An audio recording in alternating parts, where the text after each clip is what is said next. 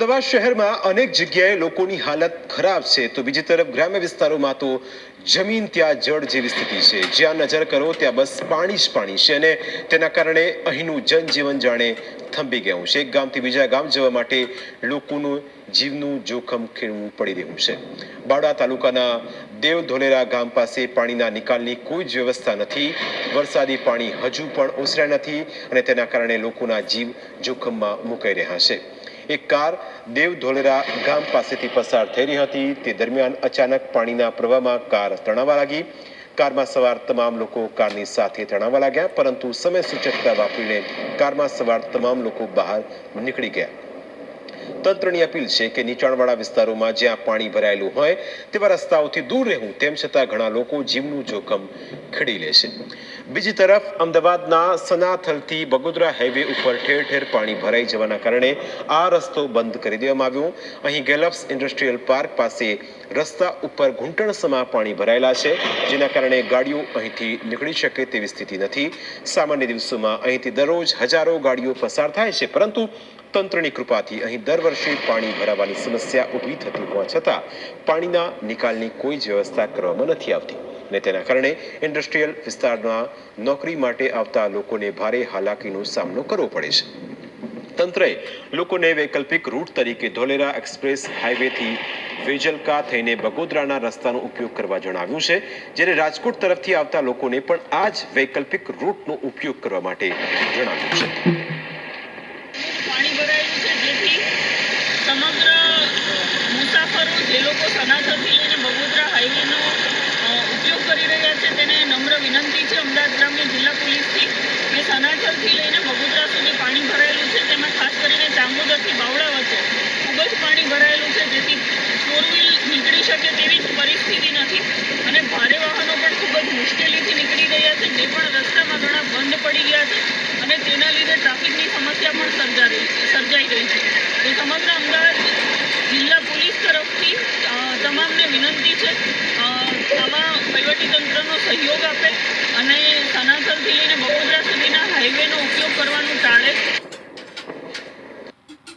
For decades, ગેલપ્સ industrial park પાસે દર વર્ષે ઘૂંટણસમાં પાણી ભરાઈ જાય છે, પરંતુ પાણીના નિકાલની યોગ્ય વ્યવસ્થાના અભાવે અહીં દર વર્ષે લોકોને હાલાકીનો સામનો કરવો પડે છે।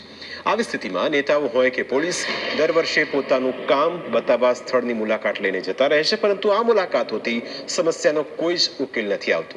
દર વર્ષે અહીં રહેતા કામદારો ફસાઈ જાય છે અને દર વર્ષે તેમનું રેસ્ક્યુ કરવું પડે છે, તેમ છતાં તંત્રના પેટનું પાણી પણ નથી હલતું। આ વખતે ફસાયેલા કામદારોનું જીવના જોખમે રેસ્ક્યુ ઓપરેશન કરવામાં આવ્યું। આ રેસ્ક્યુ ઓપરેશન દરમિયાન એક ચમત્કાર થયો। એક મહિલાએ પાણીની વચ્ચે એક નવજાત શિશુને જન્મ આપ્યો। ભરાયેલા પાણી વચ્ચે પરિસ્થિતિ ત્યારે વધુ ગંભીર બની જ્યારે તંત્રને જાણ થઈ કે એક સગર્ભા મહિલા ફસાયેલી છે। માહિતી મળતા જ ભારતીય સેનાના જવાનોએ મોરચો સંભાળ્યો। જવાનો પાણીના પ્રવાહને ચીરીને મહિલા સુધી પહોંચ્યા, તેને સુરક્ષિત બહાર લાવવાની કામગીરી શરૂ કરી, પરંતુ વિધાતાએ કંઈક અલગ જ લખ્યું હતું। રેસ્ક્યુ કામગીરી વચ્ચે જ હતી ત્યાં જ મહિલાને ઉપડેલી પ્રસવ પીડા વધી ગઈ અને તેણે પાણીની વચ્ચે જ એક સુંદર નવજાત શિશુને જન્મ આપ્યો। જે બાદ આર્મીના સાહસિક જવાનોએ હિંમત હાર્યા વગર અત્યંત કાળજીપૂર્વક માતા અને નવજાત બાળક બંનેને સુરક્ષિત પાણીની બહાર કાઢ્યા અને તેમને નજીકની હોસ્પિટલમાં લઈ જવાયા। જોકે અહીં પરિસ્થિતિ કેટલી ગંભીર છે તેની તમે કલ્પના કરી શકો છો। દર વર્ષે અહીં આ પ્રકારની પરિસ્થિતિ ઊભી થતી હોવા છતાં તંત્ર જાણે નિષ્ઠુર બનીને તમાશો જોઈ રહ્યું હોય તેમ લાગી રહ્યું છે। ઇન્ડસ્ટ્રીયલ પાર્કમાંથી 400થી વધારે લોકોનું રેસ્ક્યુ કરાયું, જ્યારે હજુ પણ સેંકડો લોકો ફસાયેલા છે, જેને પગલે રેન્જ આઈજી રાઘવેન્દ્ર વસ અને અમદાવાદ ગ્રામ્ય એસપી ઓમ પ્રકાશ જાટ સ્થળ પર પહોંચ્યા, નિરીક્ષણ કર્યું, પરંતુ આ મુલાકાતોના દોરથી અહીં પાણીના નિકાલની કોઈ વ્યવસ્થા થશે ખરી તે સવાલ લોકો પૂછી રહ્યા છે। અત્યાર સુધીમાં 400 થી 500 લોકોને બહાર કાઢવામાં આવે છે અને હજુ કરીબ અંદાજથી 400 જેટલા લોકો અંદર હશે, પણ કોઈ પણ કેઝ્યુઅલ્ટી કે હતાહત થવાની કોઈ ખબર નથી અત્યાર સુધીમાં અને બધાએ સેફ છે અંદર। એક એક કરીને ધીરે ધીરે કરીને એ લોકોને બહાર લઈ આવવામાં આવે છે।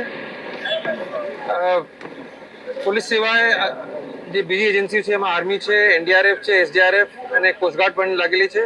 આ લોકોની જે તમામ નાની નાની બોટ્સ અને પોલીસના તરફથી ટ્રેક્ટરો અને વહીવટીતંત્ર તરફથી પણ જે ટ્રેક્ટર ટ્રોલી તમામથી પબ્લિકની મદદ કરવામાં આવી રહી છે.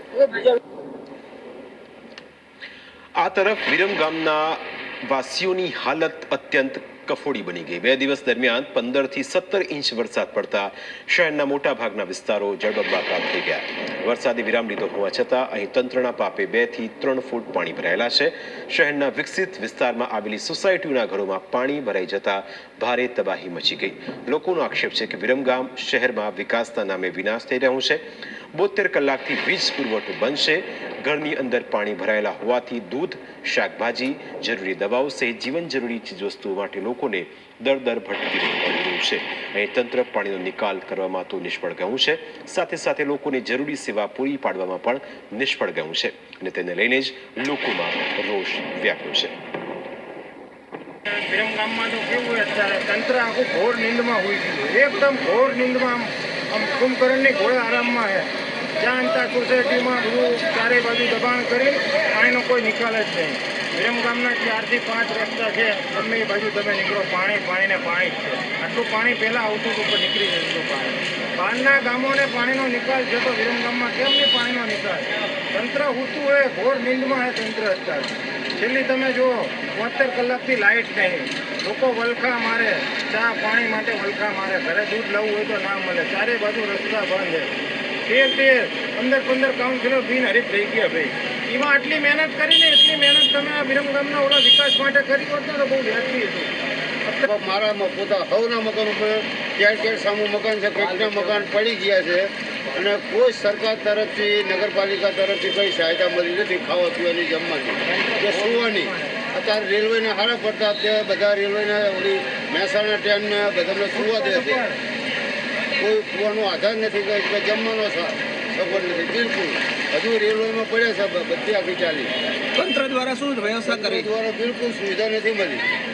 મ્યુનિસિપાલિટીએ 3 ફૂટ બાય 3 ફૂટના બોક્સ બનાવી વિરમ ગામની દશા બેસાડી દીધી.